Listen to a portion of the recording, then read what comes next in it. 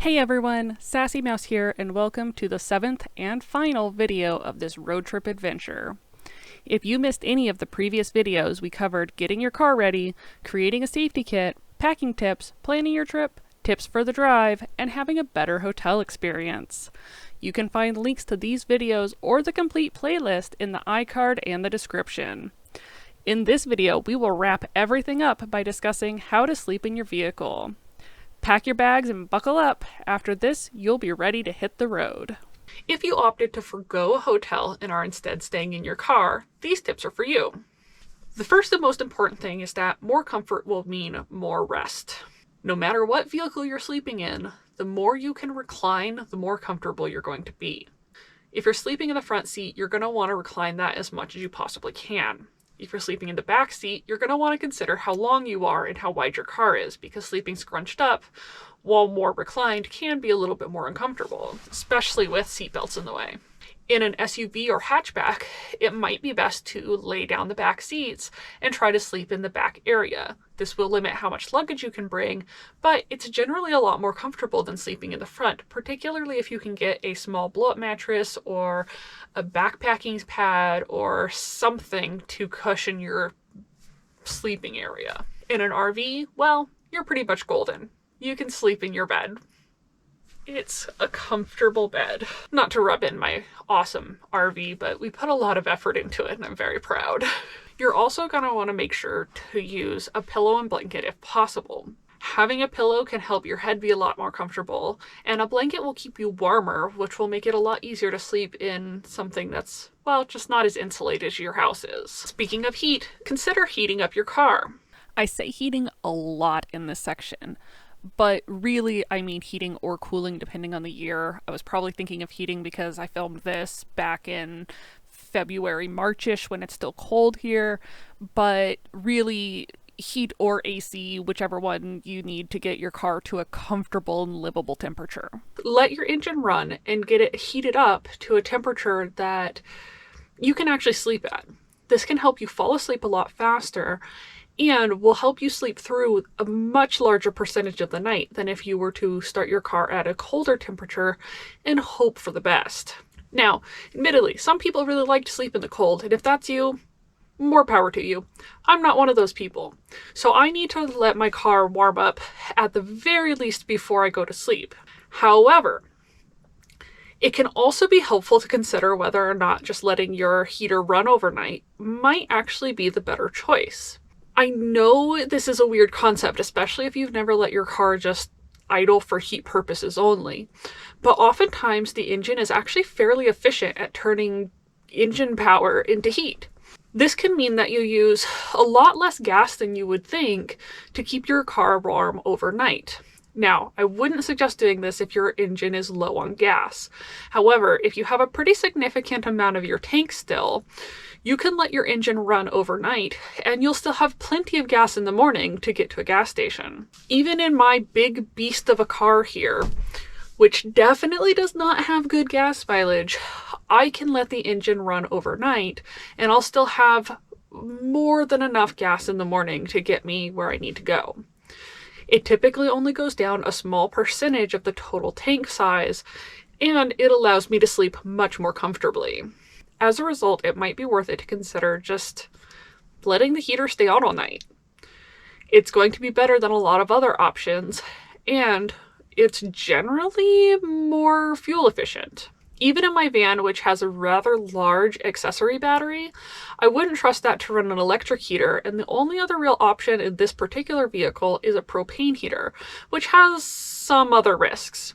The propane heater is definitely more efficient at heating this space, but it's not safe for anything other than a camper van or RV, and even then there are risks like incomplete burning of the propane, which could potentially lead to carbon monoxide. Which is why I do have a carbon monoxide sensor, because we do have a propane stove, which I use fairly regularly, with the vent on, of course. And I do have a propane heater, just in case I'm in a situation where it's not feasible to just sleep under the blankets on my bed or have the car heater on. Because this is a larger space, it is a lot harder for my engine to heat up this area, but I can leave the engine on overnight and have it be warm decently. Now, that said, if you have an RV and you are using propane, there are some safety things you should do as well, such as have a vent open to allow for fresh air. This is important anytime you're burning propane, whether it's on a stove, in a propane oven, if you have a propane fridge, which you should consider just getting a car fridge unless it's built into your RV, because propane fridges are finicky bitches, or any other propane accessory. I always leave my roof vent open with the fan on and have my carbon monoxide sensor going whenever I'm running propane. I also don't run it while the car is moving, as that is an extra risk factor. My point is, generally you're going to be better off leaving the engine on because you're not going to accidentally kill the battery with random electric heater things. You're not going to be freezing all night, which, believe me, does happen. And you're going to get better sleep with minimal drain on your gas. Need more proof? Here's an image of my gas gauge from a recent road trip I went on. The temperatures where we were camping were incredibly hot, over 100 in Fahrenheit, and it was just oppressive to do anything. We had the fan on in the van, but that wasn't quite enough, so we were forced into using the air conditioner. When we parked the night before, the fuel gauge was just below the full line. We had gotten gas a bit before that because we knew we probably would need to use the air conditioner, and then had driven to our campsite where we parked. This image was taken after about 5 to 6 hours of the air conditioner running. It has visibly gone down, so it's definitely using some of the gas in my engine, but it is also significantly less than you would think. We still have plenty of gas to go drive wherever we need to drive to, and we were much more comfortable. Overheating or freezing to death in your car because you're afraid you're going to run out of gas is not an ideal way to live. Whether you're doing a winter road trip or a summer one, you need to stay at comfortable temperatures so that you don't, die. The one exception to this rule, however, is that if you are camping somewhere where you might get snowed in and your exhaust pipe might get covered by snow, you definitely need to turn the vehicle off and resort to using blankets or other forms of heat. When the exhaust of a car gets covered up, the exhaust gases can back up into the cabin area, resulting in carbon monoxide poisoning. This is not what we're intending to do. We're intending to stay warm, not dead. So please do be careful if it is snowing heavily, and either go out and clear the exhaust every few hours or choose to not use the engine at all. Now, that said, I hope you do have a comfortable, enjoyable trip, and if you do have to use your engine for thermal comfort, it's definitely worth it and won't use as much gas as you might think. Another important note is that if you know you're probably going to need to use the engine, you might want to fill up before you go park for the night or for however long you're going to be staying at a place. If you know that your gas tank is full, it takes a lot of the stress off of running the engine for heat or AC. In this case, despite the fact that my car has terrible gas mileage, it didn't even go down 1/8 of a tank after 5 or 6 hours. We had plenty more time that we could have used the air conditioner, and we still would have had plenty of gas to get where we needed to go. Point is, just don't be afraid. Even if you do leave the heater on all night, it'll be significantly cheaper than staying at a hotel. So you weigh the cost and benefits. Speaking of airflow, even if you're not running propane accessories, it can be helpful to crack a window while you're sleeping. I know it's a little counterintuitive to the heater thing, but opening your window just a crack can reduce the amount of carbon dioxide that builds up in your car and allow you to breathe easily through the night. Very, very small cars, particularly with 2 occupants, can build up with carbon dioxide and leave you gasping for air at night. If you are in a very small vehicle, you should definitely do this, but to be honest, everyone should do it just in case. Although a large vehicle like a camper van or RV is less likely to have this happen, it does allow some fresh air in and can be very helpful, even during colder weather. Having it open just a teeny tiny bit with some other source of heat can help you feel a lot more safe and comfortable. Alternatively, in an RV or camper van, if you have a roof vent, you can also just crack that. Ultimately, you should decide for yourself, but in small cars, you should always crack a window because the risk of the car filling with carbon dioxide is high enough that it's definitely a risk. I mentioned previously the use of Reflectix to cover up the windows. This is a great time to use this. Because Reflectix blocks out the light wherever it is, it can make your car a lot darker and allow you to sleep a lot more efficiently. Unless you really, really want to wake up at the crack-ass of dawn, you generally don't want too much light escaping into your car. Therefore, putting some sort of covering on all of the windows, including the front one, can help keep it a lot darker in here, as well as keeping heat in the car or out if it's the middle of summer. Although Reflectix and similar products is not the best insulator totally, it does have the ability to reflect some heat, and it will keep a lot of the heat in or out depending on what time of the year it is. It also gives you more privacy in case you need to change or you just don't want people seeing you sleep in the car. Speaking of, let's talk about some of the places where you can sleep. Ideally on a road trip, if you can sleep at a rest stop, that's going to be probably the safest and most expected place to be. Rest stops are rather convenient because they have bathrooms available, which don't require going into a business or asking for a bathroom code or any of that stuff. Some bathrooms may even be heated or have running water, which can be really helpful for actually washing up on the road. However, not all rest stops let you stay for an indefinite amount of times. Most rest stops will have some sort of time limit on them, although most of them are fairly generous and recognize that you're going to be there for quite a while. However, I have seen some rest stops that have limits as few as 4 hours. This is not really enough time to get an adequate amount of sleep. Now, I don't know how often this is actually monitored, but it's best just to follow these in case they are monitored regularly, because being asked to leave when you're in the middle of sleep kind of sucks. If you do find yourself at a rest stop with an unreasonable time limit, consider moving to one of these other suggested places. So, where else can you sleep? If you're unable to find a usable rest stop, consider moving to a truck stop. They're expecting people to stay there for a long time. They usually have bathrooms, and truckers sleep there for long periods. Cars should be able to too. I've slept at many truck stops, and they never care that you're there, especially if you go to the business and buy something from them. It's also a great place to get gas in the morning, so if you do have to leave that heater on, you can fill up right away, and it doesn't really, it's not a concern. It's fine. It's easy. Just you run the heater overnight and fill up in the morning. You're right there. There's no way you're going to run out of gas. One thing I forgot to mention, if you do sleep at a truck stop and you are not a full-sized RV, just park in the regular parking. You don't want to take up a trucker spot and end up having a conflict with the people who the truck stop was really designed for. If you're a normal-sized car or a smaller camper van, just park in the regular parking. They're not going to care. It is supposed to be a travel stop, essentially. If you are a full-sized RV or pulling a trailer or in a bus-type camper, you may be able to get away with parking in the truck parking, but generally be considerate and do some research about how to park there and be respectful of the truckers who are coming in and out. Don't get in their way. Don't make it harder for them. They're working. You're on vacation, essentially. So heed the way for them as much as you can. Trailheads.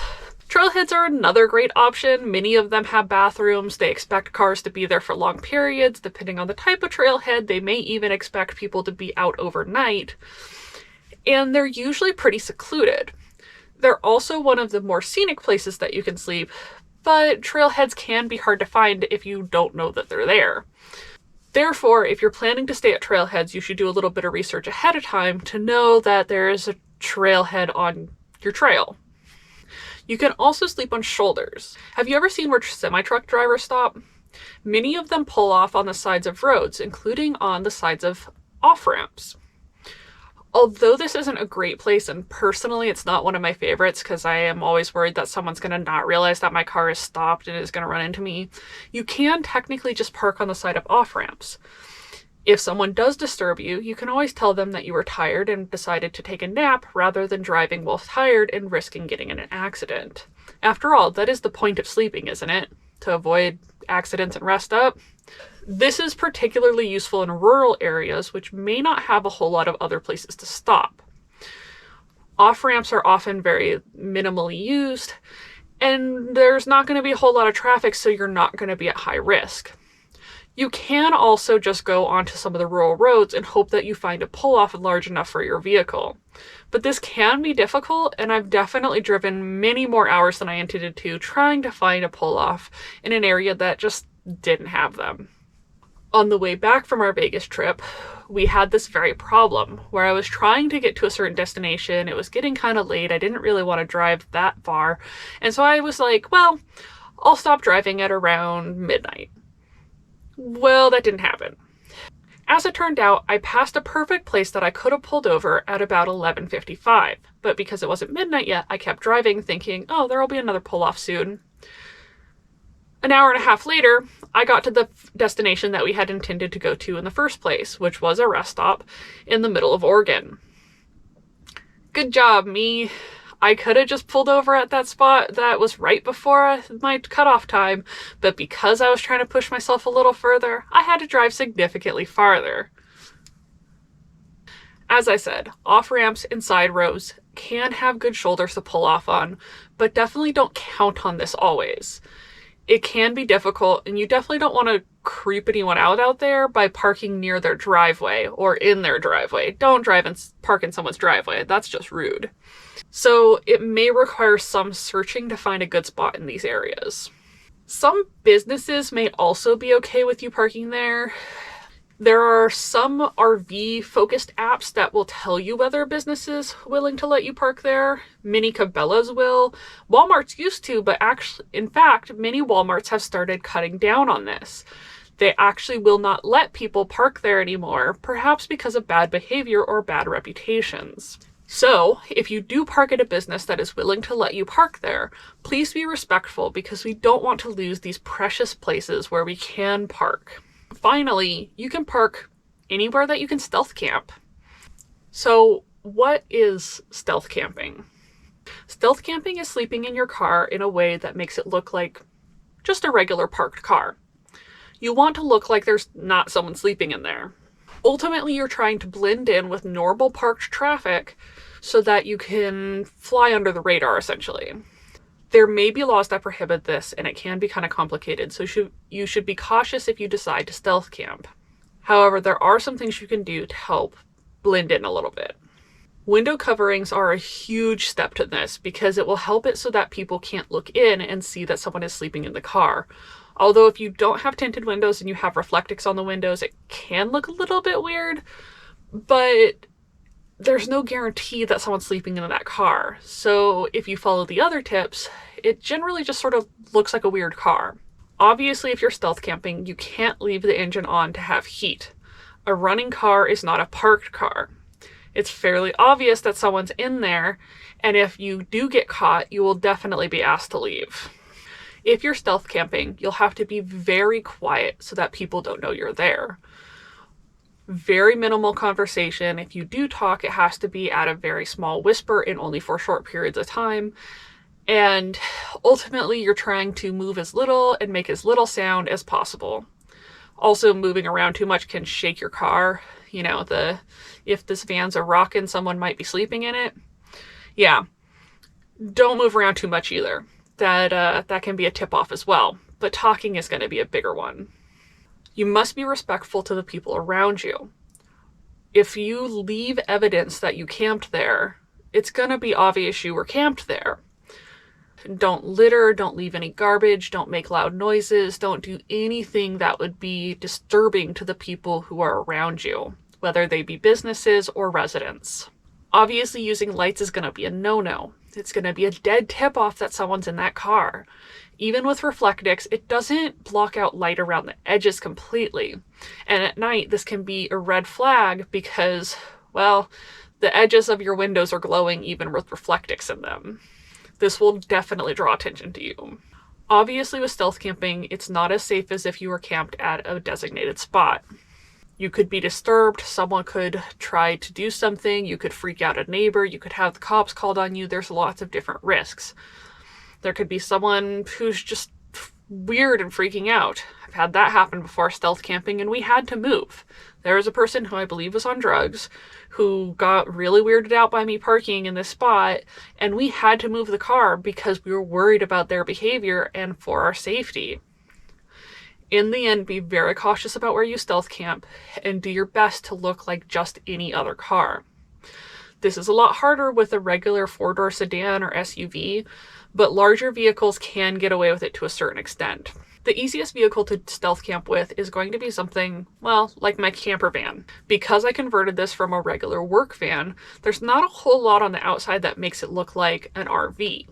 It also has very few windows, so there's not a whole lot I can do to alert people that there's people inside. If I turn off the lights and try to go to sleep, there's going to be very little that's going to tell people there's someone sleeping in there. The only thing that really tips people off to this being a camper instead of a regular work van is that I have solar panels and a roof vent. But those might not be noticed at night and are definitely a lot easier to hide. The final tip for stealth camping is that you absolutely must be prepared to leave if asked to do so. Which brings me to, leave if you're asked. If someone comes to your window at night and asks you to leave a particular location, do so politely and quickly. That business or residents or whatever have decided that they're not okay with people sleeping in their cars there. They may not even be okay with people parking there overnight. As a result, if someone knocks on your window, please be courteous and say, "I'm sorry, I was just trying to find a place to sleep while on a road trip. I'm happy to move." And then you can ask them if they have suggestions. The one time I've been asked to leave a place, I asked the lady where we could go to, and she actually gave us an answer that was very helpful. We ended up camping just a couple parking lots down because that was where they sent people who camped in their parking lot. And it was totally fine. No issues after that. The one thing I will say, do not come back to that parking lot expecting that you will get away with it a second time. If you become a nuisance because you fail to follow their rules when they ask you to leave nicely, you will have the cops called on you. And as I said, police interactions, tickets, arrests, none of that is fun on a road trip. Don't do that. And even if you end up living in your car at some point, don't do that then either. If you've been specifically asked to leave a place, that place is off limits forever. Hopefully, if you're going on a road trip, you'll get some use out of these tips. As I said, I've done a lot of road trips. I go frequently. I've had a lot of experiences that have been great, and I've had a lot of experiences that have taught me things. Although this list is focused on ways to avoid bad things happening, the list is only there so that you can enjoy all the good parts that come with road tripping. I love the experience of being on the road. I love getting to see new places. I honestly love being able to see huge amounts of scenery through driving. I love being able to be on the ground and interact with people in different locations and see different places and see the cultural differences of different areas that I go to. You may remember road tripping as this terrible experience, either because you did it as a child or you did it as an adult with children. Maybe you went with someone who wasn't a good fit for you. Not everyone can road trip together. Road tripping is hard. It's fun, but it's hard. And if you don't get along with the person you go with, it can make your experience miserable. Ultimately, road tripping is about having an adventure. It's about seeing new places and experiencing the culture of the places as you go through them. One of the things I love about driving down to Vegas from Tacoma is that I get to go through all these different places. I get to go through backwoods Oregon towns. I get to go through these weird little places in Nevada that are like, they just stopped developing with time. They're these relics of the past. It's amazing. I get to giggle at these teeny tiny little Nevada towns with casinos in them. I get to look at the interesting ways that different places have tried to bring tourism or just have activities in their areas. And when I finally get to my destination, I had the convenience of having a vehicle that is my own that I didn't have to rent at the site. If I'm sleeping in my van, which I often am, I get the freedom of being able to go where I want and do what I want. Road tripping is also great because it gets you out of your routine and out of your habits.